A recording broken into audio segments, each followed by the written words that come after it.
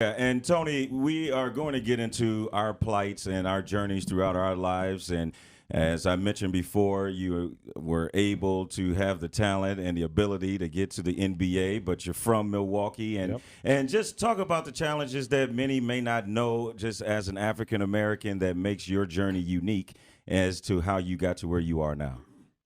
Yeah, I mean it's like you said, I grew up in Milwaukee.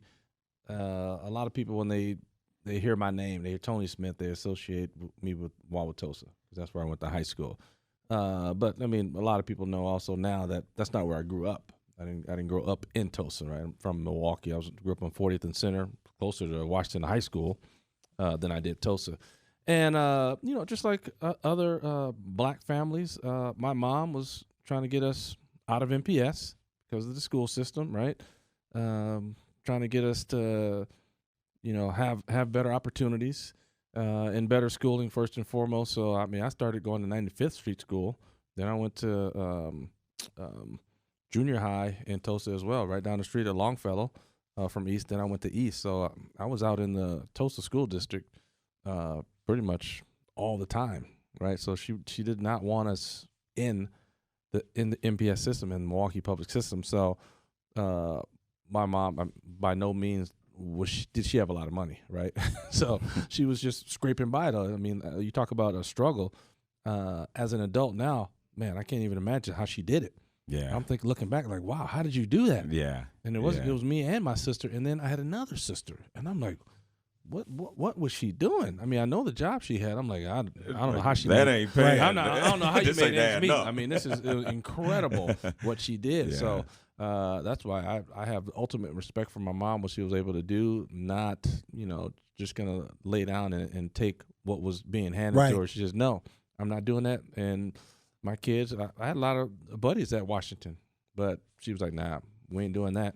Mhm. We ain't doing that. You're going to go get an education. And I mean, she was serious about it, and she kept me serious about it. I remember, I think it was my freshman or sophomore year, man, she took me off the basketball team because Oh, of my grades. God, Now yeah. listen, I was eligible. I had like a 2.1 or 2 point. I was eligible. Right. That's all you needed. She was like, not here, it ain't. And I was like, she's like, you're done. I was Wow. like, what? Are you kidding? So suddenly I got serious and my grades got good. I don't know what happened. A light switch clicked and I was like, oh, suddenly I'm smart. At what point did you know that you had a shot at going on from high school to college? Like, Yeah, it's different than now. Like now, everything is out in the public, social Right. media everywhere, right? People are talking about you and YouTube and you. Back in the day, it wasn't like that. It was real quiet. So I didn't even think about playing college until my junior year. I think I started getting letters from schools, then all suddenly I had a whole bunch of letters, and they're like, "Oh yeah, yeah." And I was like, "Whoa, all these places I ain't been nowhere, right?" Listen, my mom scraped up all the money she had and did everything just to get us out of the MPS system, right? right. So we ain't going nowhere. The only place we went is, Arkansas, where our relatives are from. We drive down there. So you talk about not seeing much, right? And you're being real narrow in what you've seen in your life. That's what it was, and that's what it is for a lot of minorities in the community. Like, you don't get an opportunity to go places. Right. Yeah, it's just no exposure. You don't Right, have no money. exposure. You can't And- afford to go and- anywhere. Right, and even back then, and just imagine, like, there's no social media. You don't even see it. Yeah. You're not seeing people on vacation somewhere. You're not seeing even what's out there. So you don't know. So so I went to school out in Tulsa, and my sister was there too. My sister's 2 years older than me. My sister's super light. My mom is a little lighter skinned, and my sister's lighter skinned like my mom. And going out there, I mean, we went the same year. We started the 220 program, the bus system. Right. Right. We were the first kids on that. And I mean, my sister didn't get along out in the suburbs, with all the white students as well as I did, because I was playing sports. So, right away, you're in a different category, right? So everybody's nice Yeah. to you. You're all cool. My sister, they weren't so nice to her. She wasn't playing sports. So she had a totally different experience. We grew up in the same household, rode the bus together. She's got a completely different experience because That's amazing. right? That's because amazing. I'm playing Dealing sports with and she's racism. not. Correct. And I always tell people, when you take your child outside of the black community, you may not have the issues that go on in the black community, but then you start going into other issues that involve you actually being discriminated against due to your skin color. Oh, no question. Yeah, I mean, there's always going to be problems. Like if I talk to people now, I go, you better teach your kids what the deal is, or else some kids on the playground is going to teach them. Right. And that's what you don't want, right? So control the situation, which, like I said, my mom did. She wasn't having a lot of nonsense. So, consequently, I grew up pretty straight, and I wasn't having a lot of nonsense myself, right? So I wasn't getting in a lot of trouble. I wasn't doing the high school drinking like you saw. I'm staying pretty straight-laced, straight and narrow. And then once I got, I got smacked for my grades. Now my grades straighten up. I'm 3+ right now, so I'm like, getting that done. And it's just you gotta wait. Who's going on here? Yeah, that's your phone. Come on, Tony. My phone don't even ring. They heard you on the radio. They heard you. They come on. Some soft jazz This is one of Telly's friends trying to plan a golf trip over here. But Tony, before you finish though, I do want to ask you about that. Just growing up on Center, which is kind of the hood in Milwaukee, but being not kind of, drop the kind of, but going to high school in a predominantly white high school. And no, it was all white. It was all white. We were the first ones. And you talked about the experience of you versus your sister, you being a star athlete versus your sister not being an athlete. But just what type of riff did you get from the neighborhood kids that looked at you and said, "Oh, you're going over to the white school when it's time for you," and they know how good you are. They want you to be over at Washington with them. Yeah, I didn't really get it, again, because, even when I come back to the hood, hey, let's go to the playground. I'm handling my business. What you going to do? You ain't talking smack, right? So if you get dunked on, it's hard to talk. Yeah. Plus my my good buddy, next door neighbor, he was like the neighborhood tough guy. So it wasn't nobody talking smack, right? It was just the kids at Washington on the team. They were mad because I wasn't on the team, because they're like, "Oh, we could have won state. Like, if you was on our team, we'd have won state," right? So that's all they were worried about. But as far as guys giving me a hard time for going out to the suburbs and school, not so much. I didn't see that a lot. But when I talk about the city going out when it comes to getting into the state competition, a lot of our schools they face a lot of discrimination with the crowds, and that's been going on for years. So. What do you see the difference as in when you were able to go to a school that had mostly whites, you playing on that team, and then these teams coming out of the city going into the state playoffs or whatever, and they are experiencing this level of from adults even, right? Well, many times. A lot of people don't understand when these kids from the streets, from the city schools go upstate. It's a lot of things going on from the crowd, right? So a lot of heckling. It's hard for me to comment on that because that wasn't the situation I was in. So I'm in the opposite situation. Oh, I'm sure things happen like that, because for me it'd be opposite. So I'm on the suburban team, and let's say we go in to play a city school, right? Now you got all the city school and their fans talking smack to me. I'm there's maybe another black dude on the team, 2 of us on the team.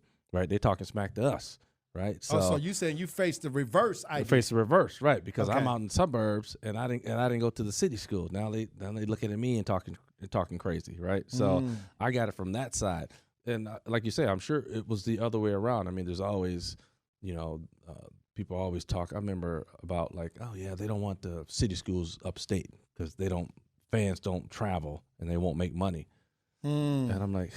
Yeah, see, the only problem with my thing is like you have to group teams regionally where they are to play in the playoffs. Right. Like you can't send Milwaukee up to Rhinelander to play one game in a regional. That ain't gonna work, right? You got these regions, and they are, and unfortunately, they're segregated.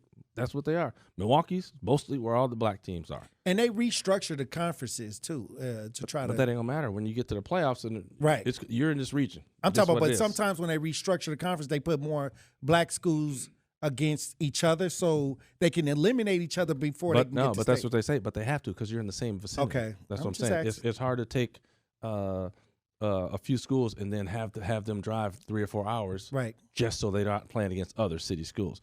that's where you run into. But again, it's the problem of being all congregated in one area and being limited to. You know what I'm saying? The suburbs in Wisconsin, as we know, they're not very diverse. I mean, if you look up the stats, it's bad of like how many blacks are in. You even go to Brookfield, not a lot. And you start getting out more west than that, then it's nothing, right? Well, and then another thing, Tony, what that I wanted to bring up, because this happened to our children during COVID. A lot of the inner city schools didn't have basketball, but their counterparts was playing basketball. So some of these kids got lost in the sauce during COVID that they didn't get their junior and senior year to go on to college. And I don't think that it was a large outcry to see what even happened to some of these children who play basketball their whole life. And then they get to where COVID is affecting their opportunities. You know, that's a money thing, though. Right.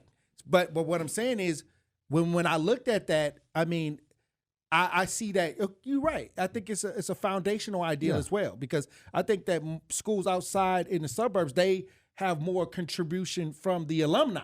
Yeah, from everybody. You know what I mean? It's more of a community idea when it comes to school. Our kids are going to play, and we're going to do whatever we have to do to keep them playing, and they make it happen. Right. So I think that affected us as far as like 2 generations of black basketball sports was lost.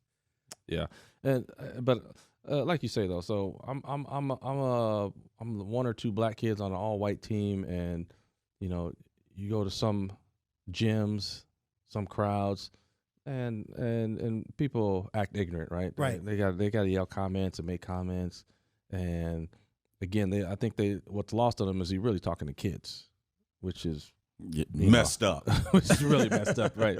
To make it simple and plain, it's messed up. You're an adult and you're talking to kids crazy.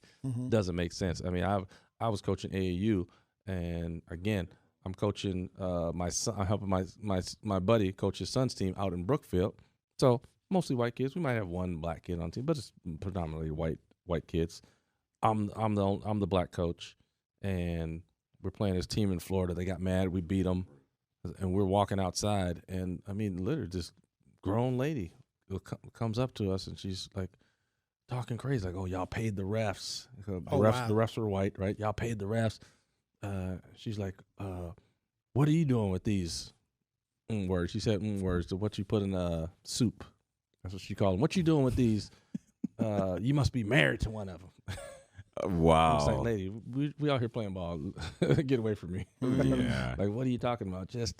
So I mean, it's crazy, man. Just how divisive it is, and just the struggles. And it struggles both ways. Whether I'm on this side doing whatever, or I'm on the other side doing. Yes. You know, people coming at you. Right. It's amazing how race intersects with sports and everything, because you don't think that it still does, but it does. It really. It's very much alive and well. Yes, it's very much alive and well. And unfortunately, it does sprinkle down to our youth sports and high school sports. And it's a shame to go ahead and have to deal with that. But we're having a very interesting discussion. We are just getting started. This is Black History Always. It's triple T's on the 1s and 2s. Torry, Tony, and Telly. And when we return, we'll have a special guest. We'll be joined by Milwaukee Bucks Senior Vice President of Partner Strategy and Management. That is Miss